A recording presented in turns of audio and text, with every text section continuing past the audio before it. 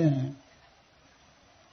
चैतन्य महाप्रभु की कीर्ति गण मध्य जीवेर कौन बड़ कीर्ति, समस्त कीर्तियों में बढ़ करके जीव की कौन सी कीर्ति है। तो राय रामानंद जी कहते हैं कृष्ण भक्त बलिया जहार है ख्याति। जिसको यह ख्याति मिलती है कृष्ण का भक्त हो गया, तो कृष्ण का भक्त हो गया तो उसकी कीर्ति स्वर्ग में देवता लोग गाते हैं, ब्रह्मलोक में ब्रह्मा जी का बड़ाई करते हैं, शिव जी बड़ाई करते हैं, और संसार में सबसे वरिष्ठ लोग श्रेष्ठ लोग उसकी कीर्ति गाते हैं। सबसे बड़ी जीव की कीर्ति यही है, कृष्ण भक्त हो गया। कृष्ण भक्त होना सामान्य बात नहीं है। माया को परास्त करके भगवान के चरणों में समर्पण करना यह बहुत बड़े वीर का काम है। इससे बड़ी वीरता और कुछ नहीं है। तो भगवान का भक्त होना, भगवान का कीर्तन करना, जप करना, समझ सकते हैं आप इसको कितने बड़े वीर का काम है। ये 16 माला जप करना यह भी बहुत बड़े वीर का काम है। कितने लोग तो हार जाते हैं, नहीं कर पाते हैं, और कभी कभी सुनाते हैं करते हैं लेकिन हमारा मन नहीं लगता है। जिसमें मन नहीं लगेगा तो उसको कितना दिन करेगा। लेकिन ये प्रसंग ऐसा है, इसको सुनने पर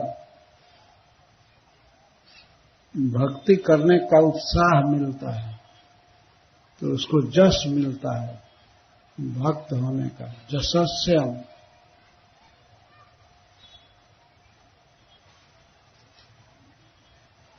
जश यहां अखबार में न निकले या टीवी में न प्रसारित हो, लेकिन पितृलोक में पितर लोग नाचते हैं कि हमारे कुल में कोई कृष्ण का भक्त हो गया, वे अपने को धन्य मानते हैं। पितर लोक और देवलोक में भी उसकी बड़ाई होती है। माया को परास्त करके, ये निद्रा को जीत करके यह व्यक्ति मंगला आरती कर रहा है, मंगला आरती में भाग ले रहा है, इस तरह से बड़ाई होती है। भगवान में इसका चित्त लगा है, भगवान के बारे में बहुत गाता है, भगवान को प्रणाम करता है, पूजा करता है। यह बहुत बड़ी कीर्ति है, क्योंकि यह बहुत बड़ा काम है। जीवन का असली काम यही है, भगवान का श्रृंगार करना, भगवान को प्रणाम करना, भगवान को कोई गीत गा करके सुनाना, भगवान को भोग देना, नैवेद्य अर्पण करना, ये बहुत बड़ी कीर्ति है। तो गजेंद्र उपाख्यान सुनने से सुनने वालों का उत्साह बढ़ता है, भक्ति करने में रुचि बढ़ती है, इसलिए यह जशस्यम है। और कलिकल्म सापहम, कलयुग में पाप प्राय होते ही हैं, बहुत प्रकार के दुष्कर्म होते रहते हैं। तो जो श्रीमद् भागवतम को, गजेंद्र उपाख्यान को और इसी तरह से अन्य प्रसंगों को भी सुनता है, तो सुनने वालों का पाप अपराध नष्ट होता रहता है। पाप नहीं करने की प्रवृत्ति होती है, जीव हिंसा नहीं करने की प्रवृत्ति होती है। कलयुग में बहुत पाप होते हैं। इस पवित्र मंच से उन पापों की याद दिलाना उचित नहीं है। बहुत देख ही रहे हैं, जीव की हिंसा सब तरह होती है, पशु पक्षी सबको दुख दिया जा रहा है।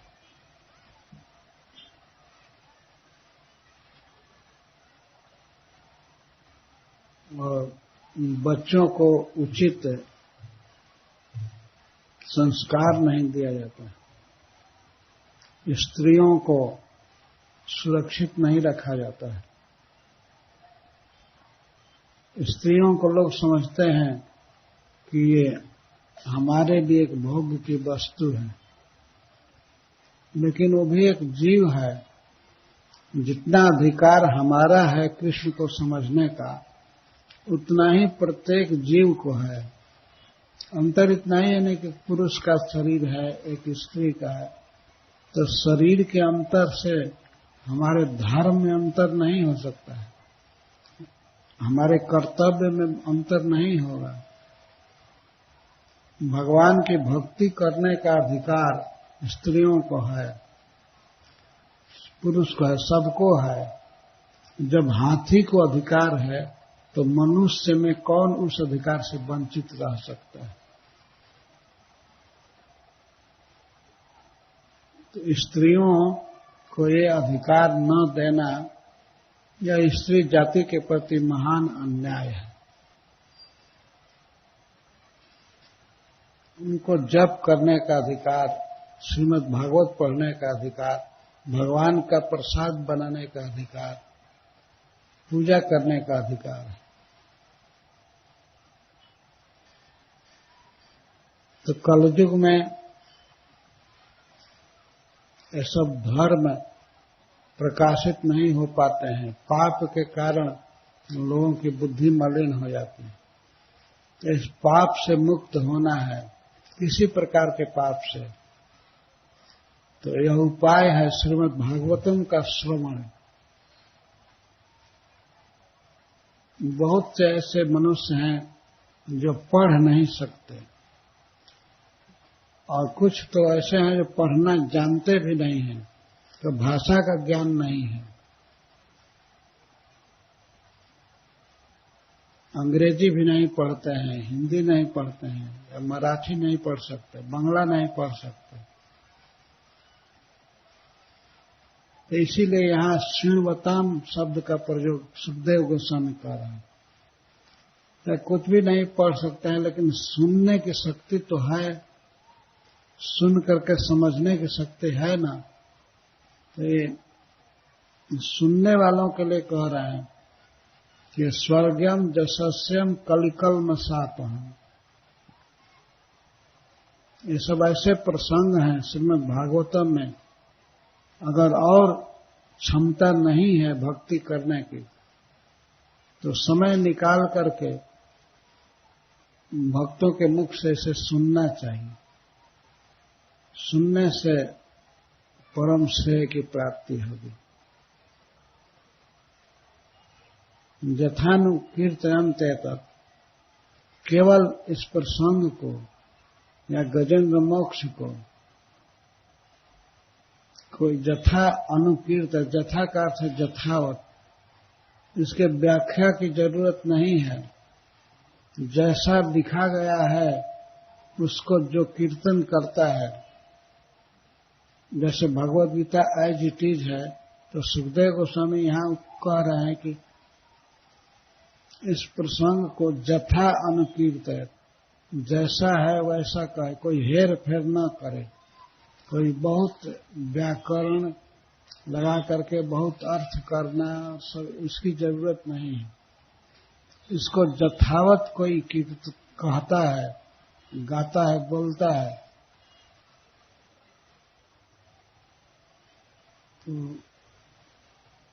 और खास करके द्विजा, ब्राह्मण, क्षत्रिय और वैश्य प्रातः काल उठ करके शुचय और शुचि हो करके, मतलब प्रातः काल उठ करके स्नान करके तिलक वगैरह करके और इसको सिंपली पढ़े जैसा लिखा गया है, कहा गया है, जथा अनुकीर्तय, जथानुकीर्तये, ये तक इस प्रसंग को श्रेयस कामा द्विजातय, और विशेष करके ब्राह्मण जो अपना मंगल चाहते हैं, जो अपना कल्याण चाहते हैं, श्रेयस कामा, जो श्रेय की कामना रखते हैं, तो वे प्रातः काल उठ करके स्नान करके इसको पढ़ें। दुःस्वप्न आदि उपशांत, तो इससे दुःस्वप्न आदि नष्ट हो जाते हैं।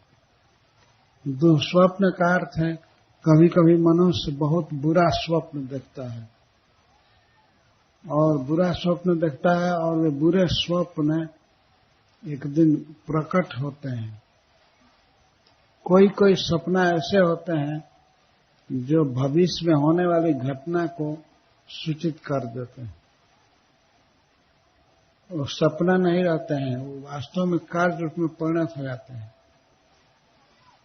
लेकिन जो स्वप्न आते क्यों हैं? एक पाप के कारण आते हैं। पाप होता है तो इसलिए खराब खराब सपने आते हैं। तो दुःस्वप्न आदि की शांति के लिए, नाश के लिए कल्याणकामी पुरुष इस प्रसंग को पढ़ते हैं, पाठ करते हैं, सवेरे उठकर और शुचि होकर के, शुद्ध वस्त्र पहन करके, शरीर को धो करके, स्वच्छ करके पढ़ते हैं। तो सबसे बड़ी पवित्रता होती है भगवान का नाम बोलने से। हरे कृष्णा कृष्णा कृष्णा हरे हरे, हरे राम राम राम हरे। तो इस तरह पवित्र होकर के इन प्रसंगों को पढ़ना चाहिए। तो ये प्रश्न होता है कि सुखदेव गोस्वामी से पूछ दिया जाए कि आप कैसे जानते हैं कि इससे श्रेय होता है, इससे कल्याण होता है? तो सुखदेव जी कहते हैं, इदम आ हरि प्रीतो, स्वयं भगवान हरि अपने श्रीमुख से इस महिमा को कहे हैं। जिस समय गजेंद्र का उद्धार कर दिए तो गजेंद्र को वैकुंठ ले जाने के पहले गजेंद्र से उन्होंने यह बात कहा है। तो भगवान का वचन प्रमाण है ना। भगवान बहुत प्रसन्न थे।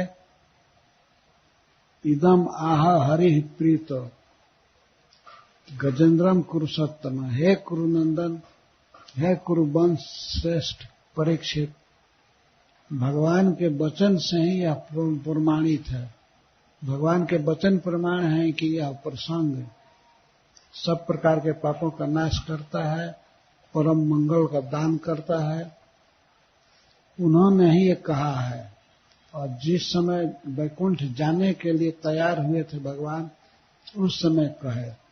और इसको केवल गजेंद्र ही नहीं सुने, वहां शृण्वताम सर्वभूता नाम, भूतम जीवा नाम, समस्त जीव जो वहां जुटे थे वे सब सुन रहे थे, सारे देवता सुन रहे थे।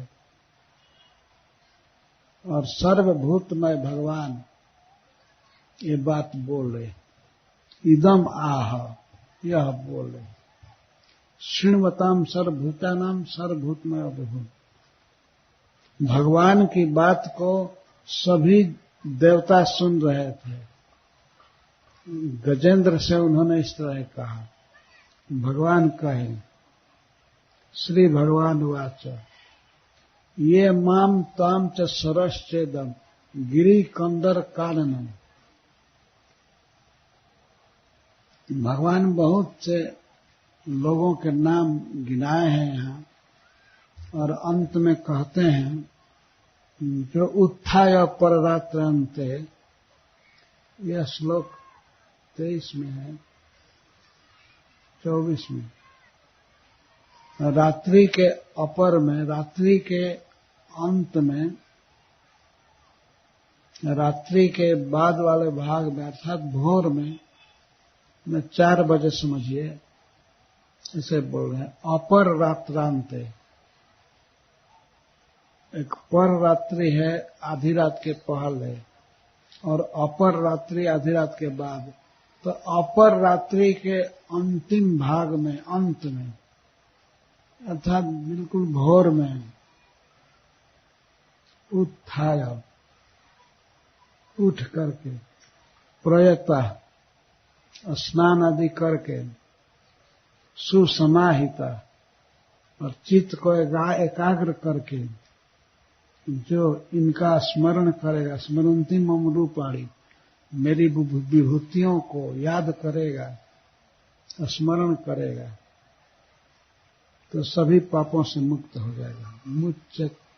मुच्यन्ते येनसो खिलात, एनस कहते हैं पाप को, अखिलात सभी पापों से मुक्त हो जाता है। क्या याद करने से? भगवान ने कहा, ये 17वें श्लोक से सब नाम गिना रहे हैं, ये माम त्वाम, गजेंद्र से कह रहे हैं, जो मुझको, तुमको और सरश्च इदम, और इस सरोवर को जिसमें तुमको मैं मुक्त किया, ये माम ताम सरश्च इदम, जो मुझको, तुमको और इस सरोवर को, गिरी कंदर काननम, इस पर्वत को, इसकी कंदराओं को और यहाँ के वन को, काननम स्मरण करेंगे, वे सभी पाप से मुक्त हो जाएंगे।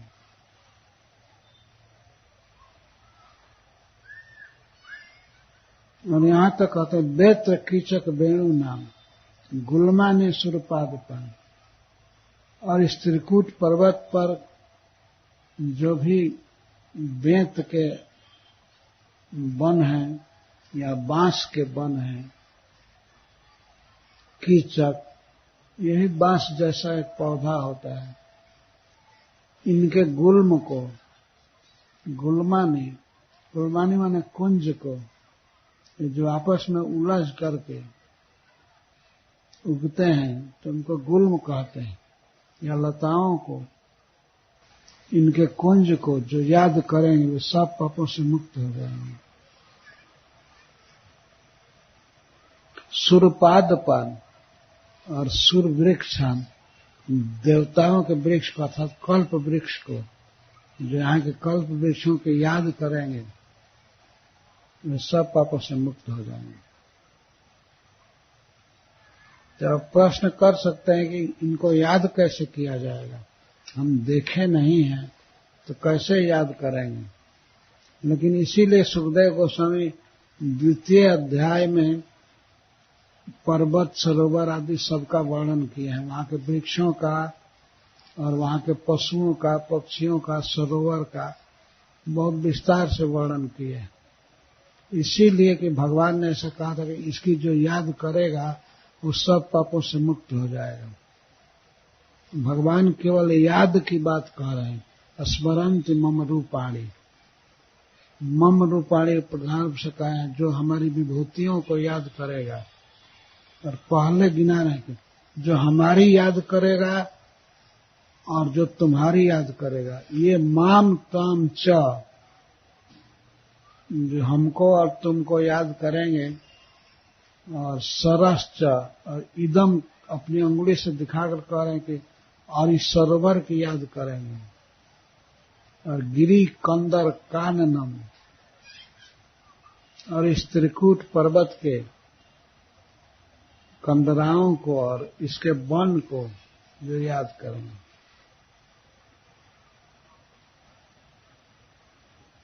श्रृंगार इमानी, और जो इस पर्वत के 3 शिखर हैं, इमानी ये दिखाई दे रहे हैं, गजेंद्र भी देख रहे थे।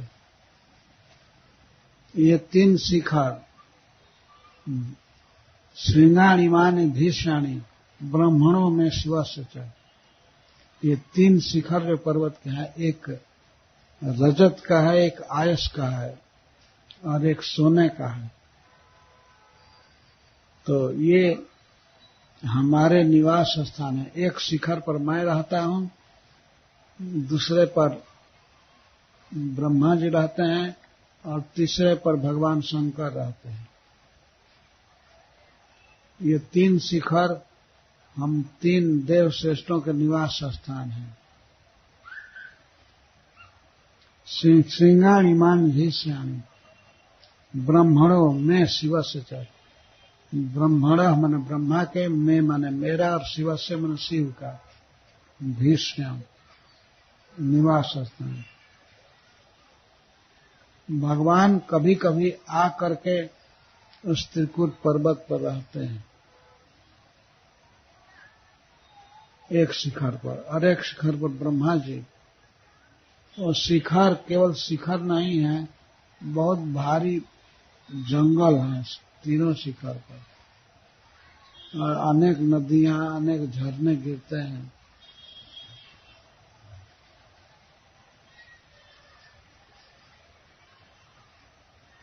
क्षीरोदम में प्रियम धाम। और चूंकि त्रिकूट पर्वत क्षीर समुद्र में था, प्राकृत जगत में, तो उसको देखकर भगवान को याद आ रही है। जो मेरे प्रिय धाम क्षीर सागर को याद करेंगे वे समस्त पापों से मुक्त हो जाएंगे। तो उस क्षीर समुद्र को देख करके भगवान को याद आ रहा है, अपने असली क्षीर समुद्र के साथ सादृश्य है, उसके समान है। तो हम लोग भी इस जगत में अगर कहीं पर बहुत ज्यादा स्टॉक दूध का देखते हैं तो क्षीर समुद्र की याद कर सकते हैं, या कोई जंगल देखते हैं तो त्रिकूट पर्वत के जंगल की याद कर सकते हैं। कुछ सादृश्य है, कोई पर्वत देखे तो उससे याद कर सकते हैं। जैसे चैतन्य महाप्रभु देखते थे नदी पहाड़, तो जय गिरी देखे तारे माने गोवर्धन, बने देखी भ्रम है यही वृंदावन। वन कोई देखते थे तो उसको कहते थे मैं वृंदावन आ गया, और भावावेश में नाचने लगते थे। और कोई पर्वत देखते थे उसको गिरिराज गोवर्धन मानते थे। जय नदी देखे तारे माना एक कालिंदी, अब जो भी नदी देखते थे उसको कालिंदी मानते थे। तो प्रकृति में ऐसे दृश्य हैं जो हमें भगवान की धाम की याद दिलाते हैं।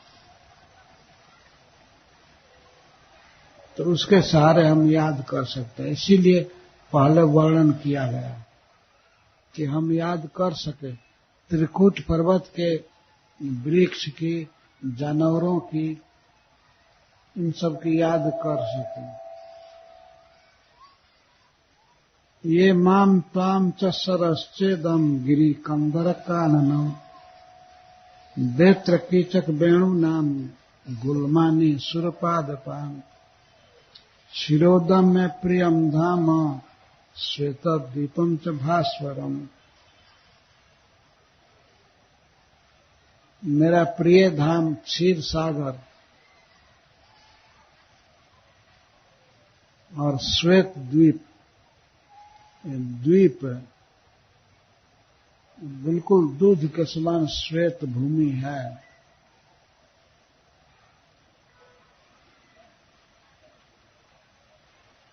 भास्वरम श्वेत द्वीपम श्रीवत्सम, और मेरे शरीर पर जो श्रीवत्स चिन्ह है उसकी याद करेंगे। श्रीवत्सम कौस्तुभम माला, और मेरे गले में कौस्तुभ मणि है, इस मणि की जो याद करेंगे। गदाम कौमुदकीम ममा, और मेरी गदा की याद करेंगे। मेरे हाथ में जो गदा रहती है उसका नाम है कौमुदकी। जो गदा की याद करेंगे या चाहे शंख की याद करेंगे, सुदर्शनम पांचजन्यम सुपर्णम पतयेश्वरम। सुदर्शन चक्र की याद करेंगे, पांचजन्य की याद करेंगे, या गरुड़ जी की याद करेंगे जो पक्षियों के राजा हैं, तो सब पाप से मुक्त हो जाएंगे।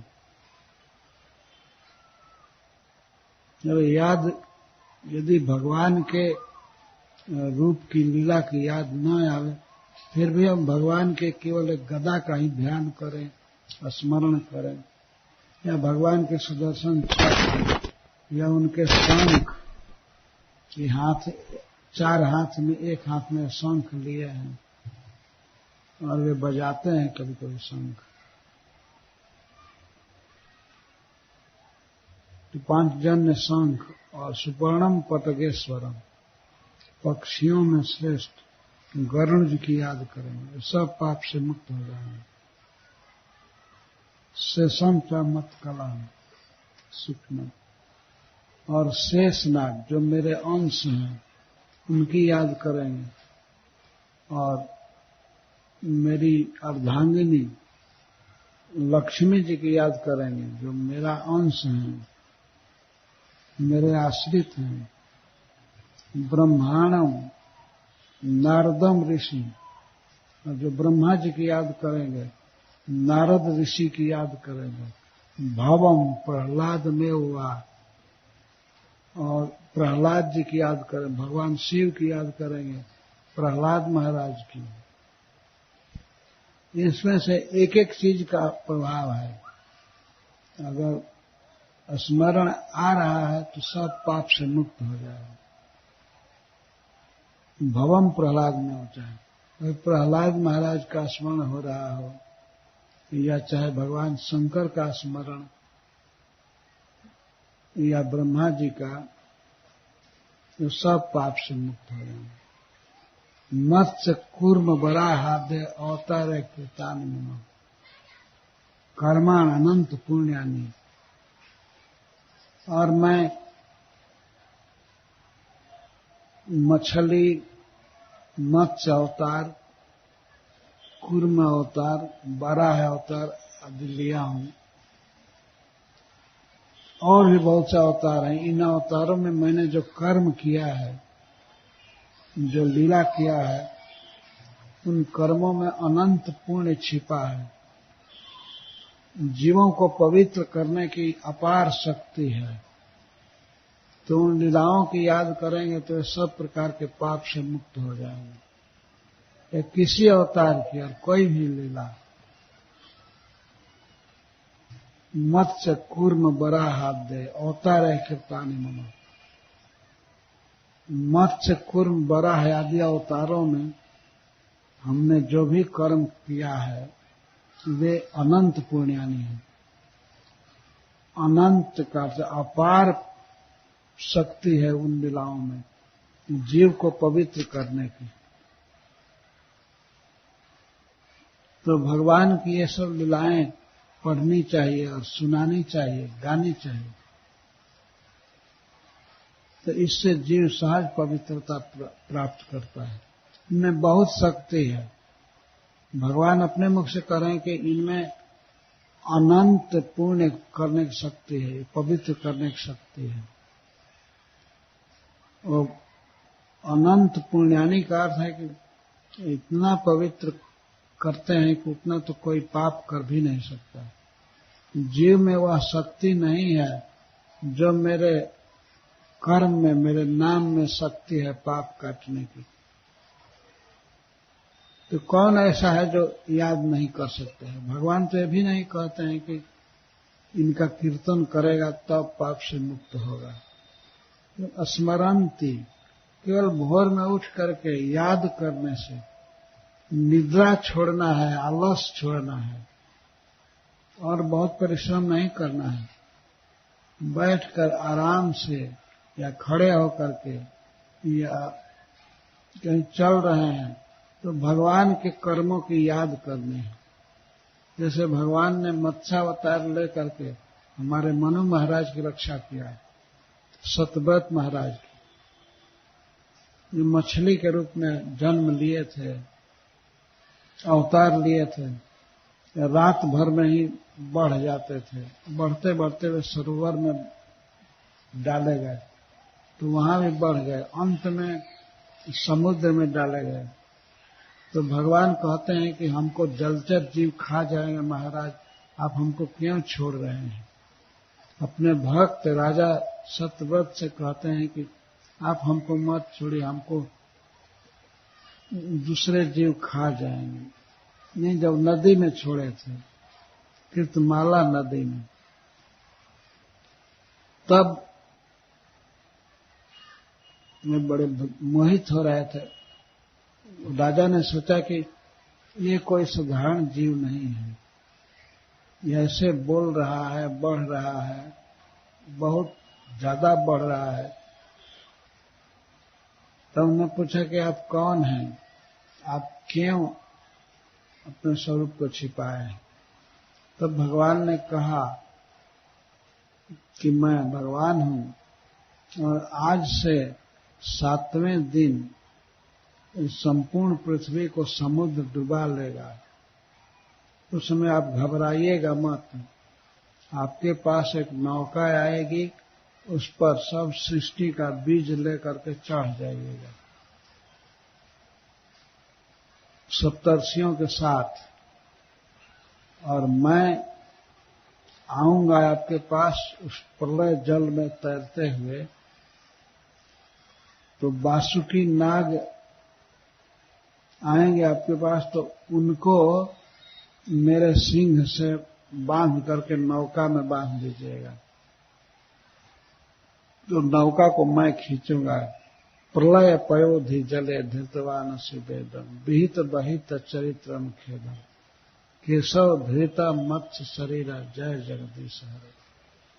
तो इस तरह जब तक प्रलय की निशा रहेगी, रात्रि रहेगी, तब तक मैं उस प्रलय के समुद्र में उस नौका को खींचता रहूंगा। आप हमसे विविध प्रश्न करेंगे और मैं आप उत्तर दूंगा, आपको बहुत सी कथाएं सुनाऊंगा, आप घबराइएगा नहीं। तो भगवान की ये लीलाएं परम पवित्र हैं। इस तरह से कूर्म अवतार में लीला किए। उनके पीठ पर मंदराचल घुमाया जा रहा था, देवता और दैत्य समुद्र मंथन कर रहे थे। तो पर्वत को अपने पीठ पर भगवान ने धारण किया। केवल इसकी याद आवे, केवल स्मरण आवे, तो समस्त पाप खत्म हो जाते हैं। भगवान कहते हैं अखिलात एन सह मुक्त, अखिल पाप से मुक्त हो जाता है जीव।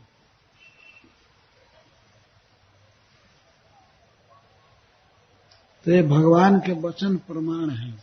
सुखदेव जी कहते हैं भगवान बोले और भगवान को अकेले में करना खुशी नहीं किए, भगवान ने सबके सामने प्रवचन किया।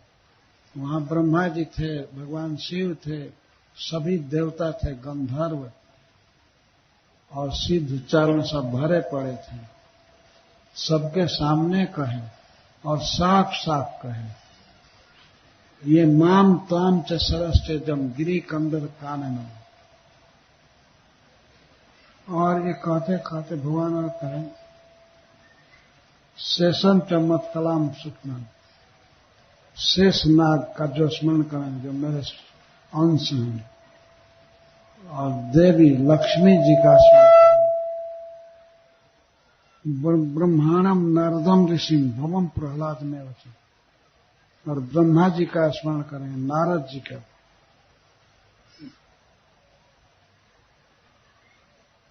भवम प्रहलाद में वचन, शंकर भगवान का और प्रहलाद महाराज का। मत्स्य कुर्म बड़ा हादे अवतार है कृताणी में कर्माण अनंत पुण्यानि सूर्यम समम होता सम। और हमारे अनंत पुण्य देने वाले, पवित्र करने वाले कर्मों को जब कहेंगे या स्मरण करेंगे, सूर्यम सूर्य का स्मरण करेंगे, सोमम चंद्रमा का स्मरण करेंगे, हुताश का स्मरण करेंगे तो सब पाप से मुक्त हो जाएंगे। प्रणमम और ओंकार का स्मरण करेंगे, सत्य का स्मरण करें। अव्यक्तम, अव्यक्तम का अर्थ है माया शक्ति का, मेरी शक्तियों का स्मरण करें।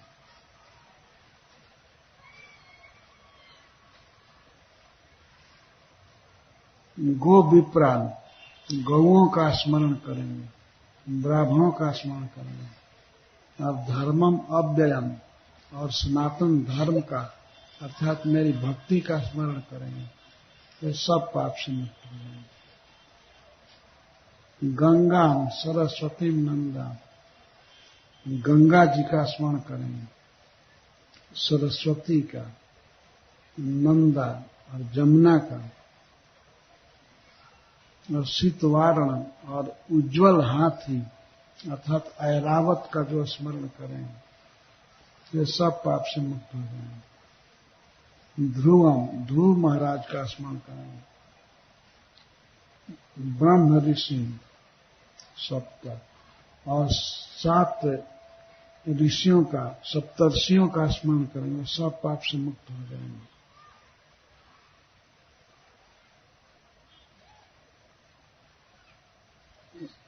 पूर्ण श्लोकांश मानवान, बड़े पुण्य से जिनका जस गाने को मिलता है, ऐसे मनु महाराज के पुत्रों का, जैसे प्रियव्रत महाराज हुए या उत्तानपाद, स्वयंभू मनु के पुत्र, और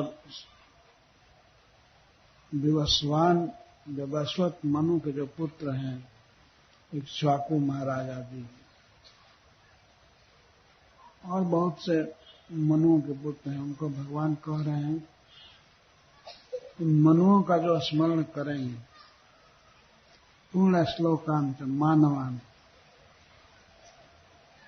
वे एनसो अखिलात, सभी पापों से मुक्त हो जाए, मुझ से।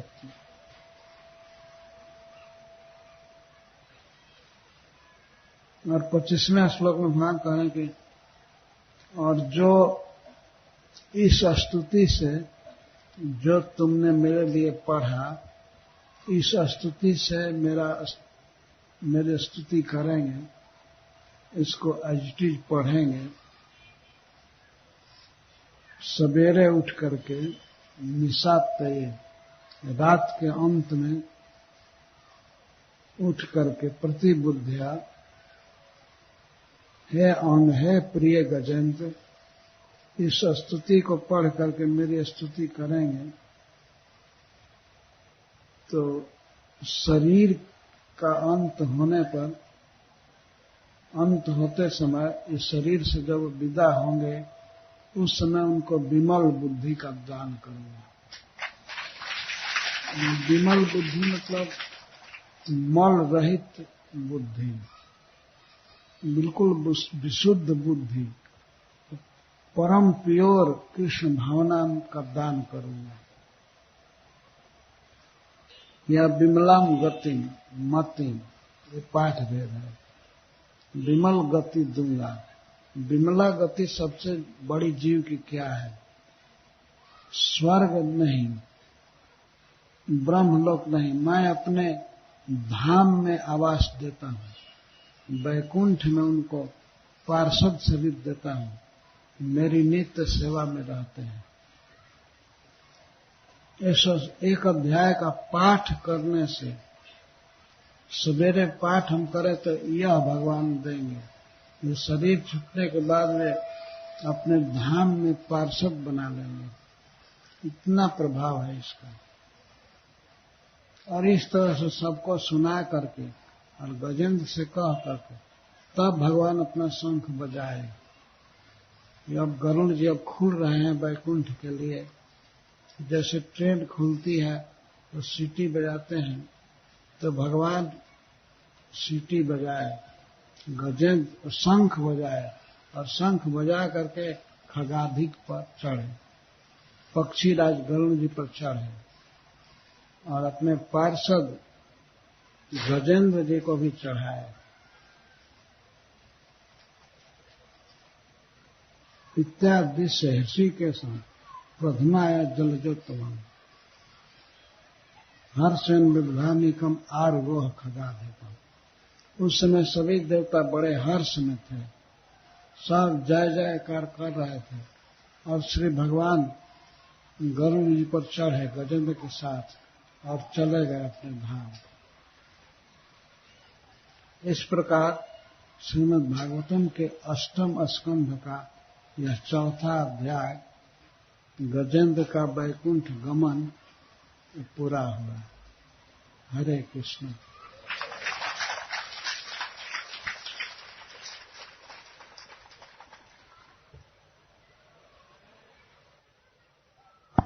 आप सबको बहुत बहुत धन्यवाद है। भगवान की लीला को सुनने के लिए आप इतने दूर दूर से आए और बड़े धैर्य के साथ बैठे रहे, बड़ी शांति से, इसके लिए धन्यवाद है।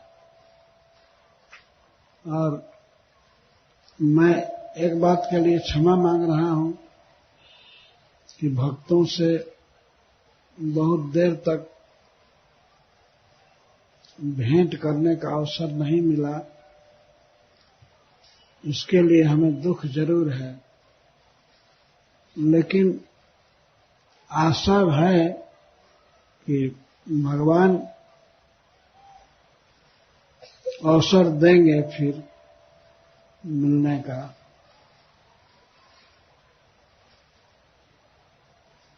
बहुत से भक्त जैसे अहमदाबाद से, हैदराबाद से या सूरत से, वृंदावन से, मायापुर से भी 1-2 भक्त आए हैं, पर मुझे अफसोस है कि मैं समय नहीं दिया, केवल रोग के कारण। उसके लिए आप क्षमा करेंगे।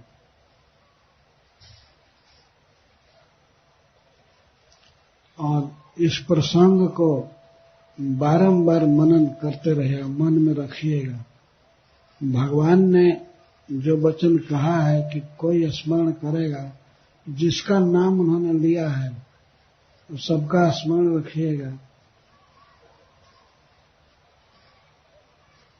और भगवान कृष्ण में आपकी मति रहे, इसी शुभकामना के साथ हम इस कथा को यहाँ विश्राम दे रहे हैं।